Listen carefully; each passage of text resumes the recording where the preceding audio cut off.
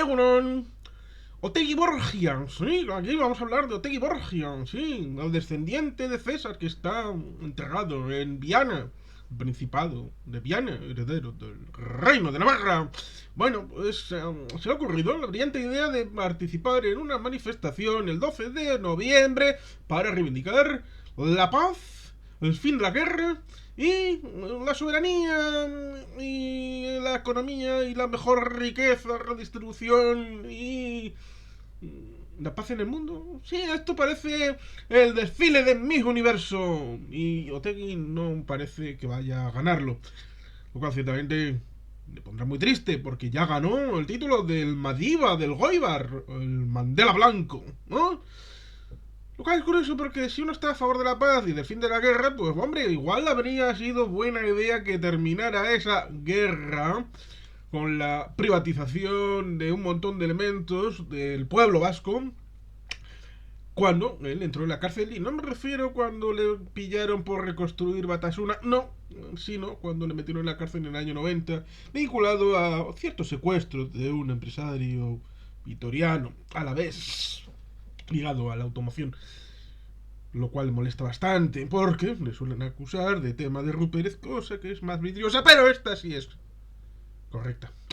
Bueno, pues resulta curioso porque Otegi Borgia quiere volver a la soberanía, pero cuando habla de soberanía no estamos hablando de la misma soberanía que es foral, la nación foral que dice nuestro querido Lehendakari Iñigo Urkullu Rentería, o la foralidad, el señorío Vizcaya, la foralidad que está consignada en el fuero viejo del siglo XV y en el fuero nuevo del siglo XVI y la reforma pequeña del Acuerdo Concordia de 1630.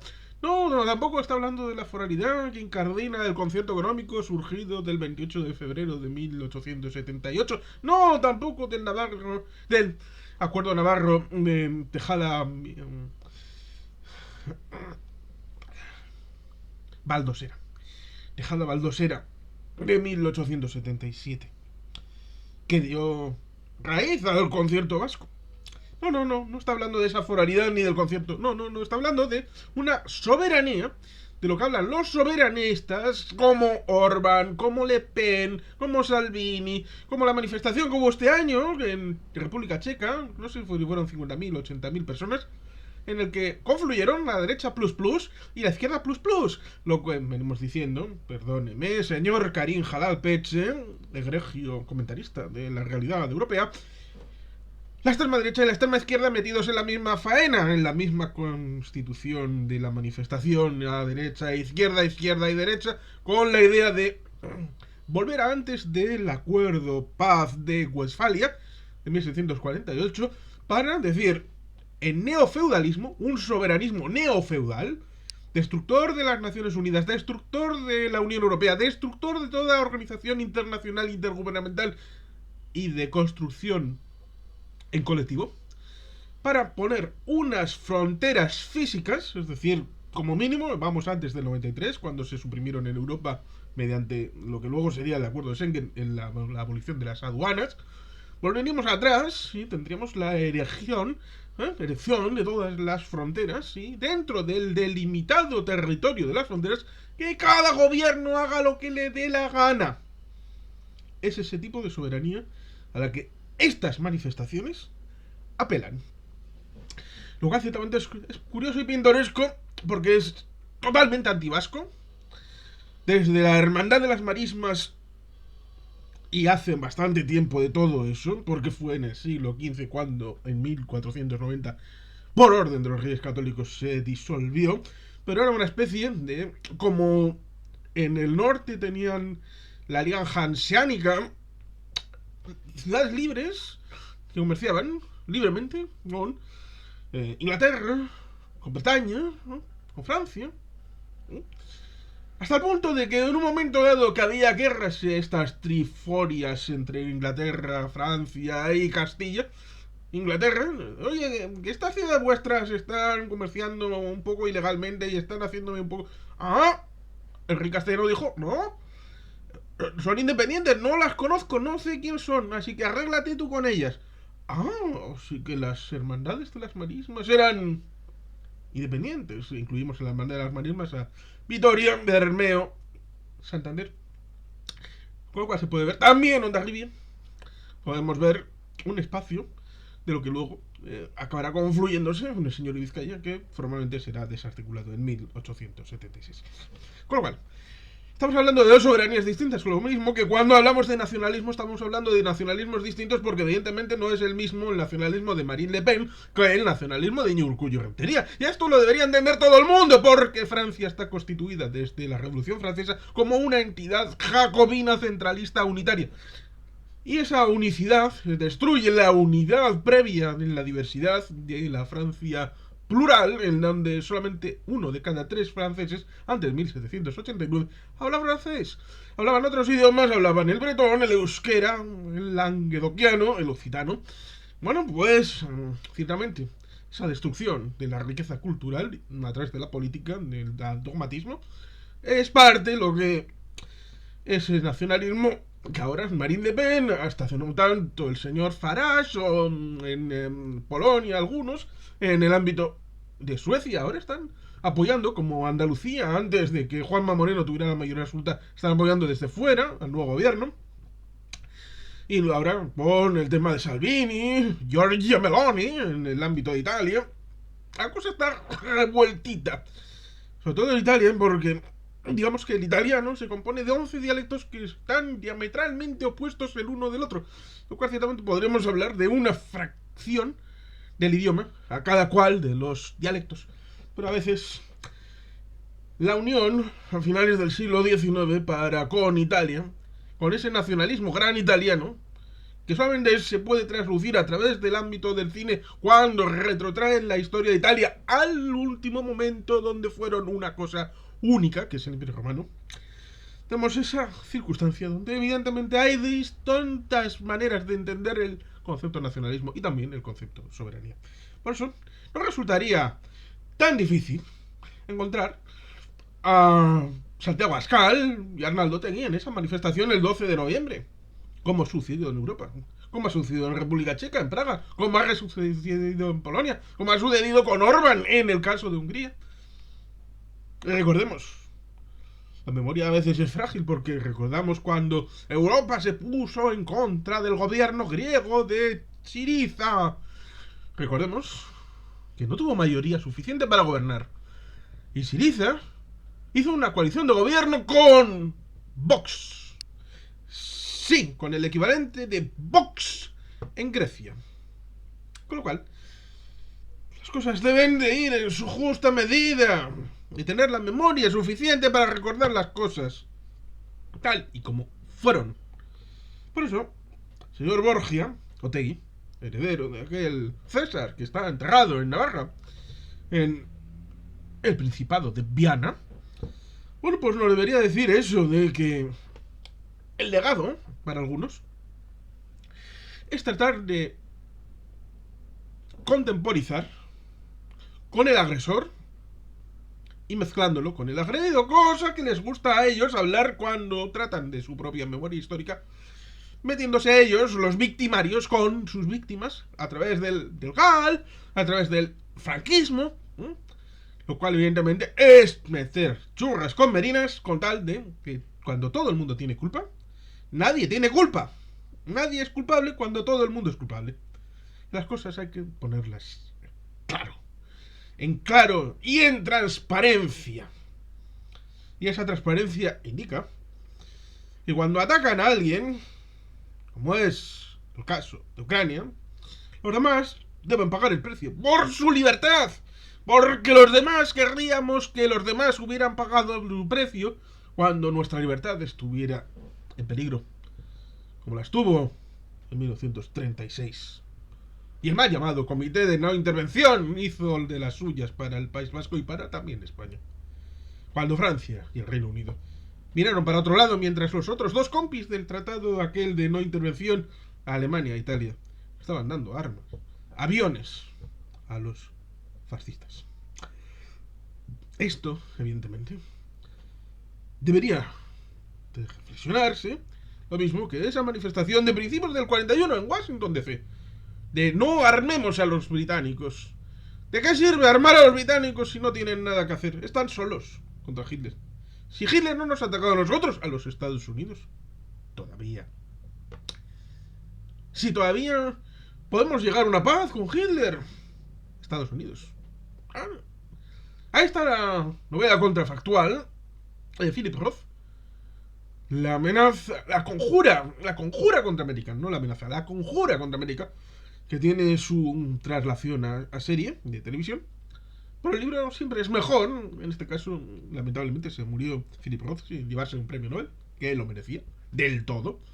Pero la vida no es justa a veces, cierto. Y hay que pelear por ella. Hay que pelear por las cosas que merecen la pena. Y la que merece la pena ahora mismo es que Ucrania y los ucranianos sean libres, iguales a los demás europeos, que tengan la capacidad de decidir quién es su amigo y quién no es su amigo, que tengan la posibilidad de destruir y de crear gobiernos, parlamentos, democracia. Desde los principios, elegir gente o cesarla. Desde los principios universales, poder adherirse o salirse de las organizaciones que quieran, intergubernamentales, de integración, la que les dé la gana. Incluso aunque sea para equivocarse, son un país libre y soberano. Pero hemos aprendido mucho desde la paz de Metternich, de la paz de Bismarck, desde la Primera Guerra Mundial, desde la Segunda Guerra Mundial, la Sociedad de Naciones y la Organización de Naciones Unidas. Por lo tanto, hemos aprendido que la soberanía plena, pre-Westfalia, no existe. Porque no puede existir. Porque no podemos tolerar, como en 1994, que en 3 meses, a machete limpio, se destruya 1 millón de vidas por dogmatismo, porque los belgas llegaron desde su país a decirle a los africanos que como en su país había flamencos y balones, en ese país tenía que haber flamencos y balones también, con lo cual encontraron los hutus y los tutsis, y luego acabó con un genocidio de 1 millón de personas en 3 meses. Eso no puede aceptarse, no puede tolerarse, no puede aceptarse que se diga que la mayor parte de los ucranianos son nazis, porque es lo que conviene a un relato de todavía no se ha cerrado respecto a la Segunda Guerra Mundial, el Frente Oriental, en el ámbito de la República Federativa de Rusia. No puede aceptarse. La historia merece ser contada y transparentemente relatada a través de historiadores serios, honestos, a los que se les permita entrar en los archivos, como se hizo momentáneamente en libertad en el periodo de 1991 hasta que finalmente, al final de los años 90, se volvieron a cerrar. Se volvieron a cerrar los archivos de la Unión Soviética respecto al ámbito del Frente Oriental, porque no quieren que se sepa que entre 1939 y 1941 los soviéticos fueron amigos de los nazis y hacían desfiles conjuntos en Brest-Litov, porque eran los amigos que enviaban los suministros a través del continente europeo para alimentar las máquinas de guerra aéreas en la batalla del Atlántico y la batalla de Inglaterra, sobre todo, y en los submarinos, los U-boats, que destruían los cargueros que iban de Estados Unidos al ámbito del Reino Unido. Por eso se entiende, el 11 de septiembre de 1941, que Estados Unidos decidiera que todo carguero, incluso de país neutral, que estuviera en el ámbito desde Islandia, bajando hacia el Reino Unido, hacia América, y fuera atacado, ese barco atacante era un enemigo de los Estados Unidos de América. Porque esos U-boats llevaban crudo soviético. Porque esos aviones que atacaron Londres, que atacaron Coventry, que atacaron las principales ciudades a partir de septiembre del 40, atacaron fundamentalmente ciudades. Ya se olvidaron de las industrias, se olvidaron de los aeródromos, se olvidaron de todo y fueron a destruir ciudades, a matar gente. Iban con crudo soviético. Por lo tanto, ojo, cuidado con la memoria, con ese millón de hombres de Vlasov, del general Vlasov, que estuvieron del lado nazi, con la bandera imperial, zarista, blanca, azul y roja. La actual bandera de la Federación de Rusia. La bandera que tiraron al suelo en el Kremlin y en la Plaza Roja en el día de la victoria. La bandera que enarbolaban estos nazis rusos. Lo mismo que actualmente hay nazis rusos. ¿Hay que desnazificar Rusia? Pues hay nazis en todas partes, pero Rusia es Rusia y Ucrania es Ucrania. Con lo cual, Camarada. Camarada Otegi Borgia. Estaremos en contra. Porque cuando nadie es culpable, todo el mundo es culpable. Y cuando todo el mundo es culpable, nadie es culpable. Con lo cual, estás difuminando y te estás apoyando en manifestaciones que recorren Europa, sobre todo en base a la extrema derecha, que es la que anida en el Kremlin con la Dugina, que en paz descanse, con el señor Dugin, su padre, el concepto euroasiático, y remitiéndonos al falso documental del año 2019 y al libro del propio Putin, que aparece en el documental este de 2019, en el libro de 2021, donde dice claramente que la única posibilidad de independencia de Ucrania es dentro de Rusia. ¿Qué independencia es esa? ¿Te imaginas que nos dijeran que la única independencia posible para Euskal Herria es dentro de España? Ah, bueno, si fuera de izquierdas, tú lo aceptarías y darías palmas con las orejas. Si fuera Pablo Manuel Iglesias Turrión, presidente del gobierno, y con una mayoría absoluta comunista, tú estarías aplaudiendo como las orejas y serías el primero de los españoles. ¡El primero! Y candidato a la presidencia de la República Comunista Bolivariana, Marxista, Leninista, Maoísta y lo que haga falta. Eso sí, luego te apoyas a Donald Trump en 2016 enviándole un bonito regalo de felicitación por su triunfo electoral, porque es lo que está de moda. Y Trump era amigo de Putin y Putin es comunista, ¿no? ¿Verdad? Luego otra cosa, que tenga un ejército privado de niños, ¿sí? De niños, tenga un feudatario como el señor Kadyrov ahí en Chechenia, después de 2 guerras, una perdida y otra ganada de aquella manera, laminando cuando haces bombardeos en alfombra. Es fácil acabar convenciendo a la gente de que la paz es buena. Pero ¿qué paz? La paz de los cementerios, coño, ¿qué paz es esa? Hombre.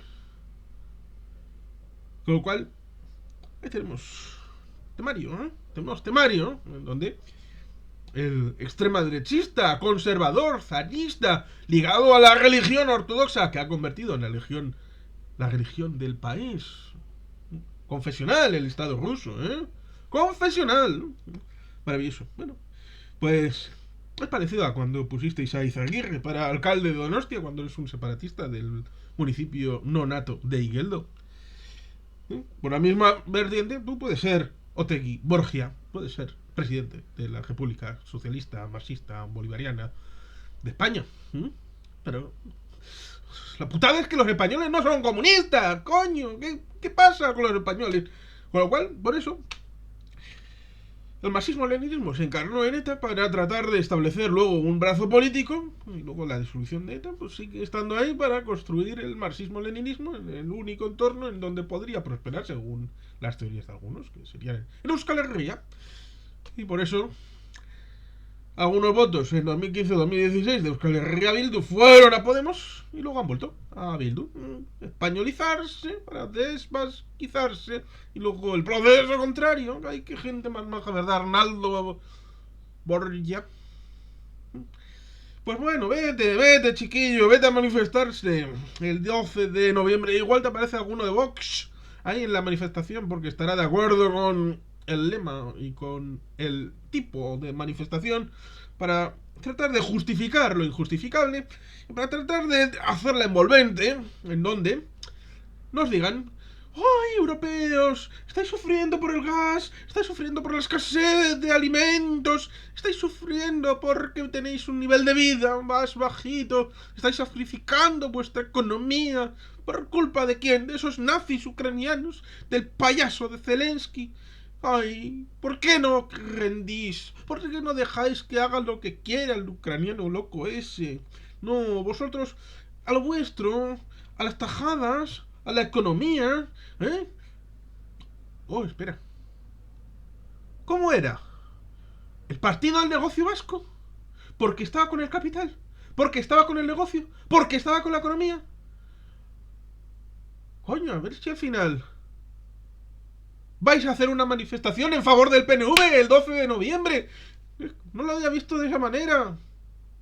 Porque queréis que la gente esté con la economía, que esté con el capital, con la creación de riqueza. Pues si es lo que ha hecho el PNV de toda la vida para el País Vasco. Qué fantástico, qué bonito, ¿eh?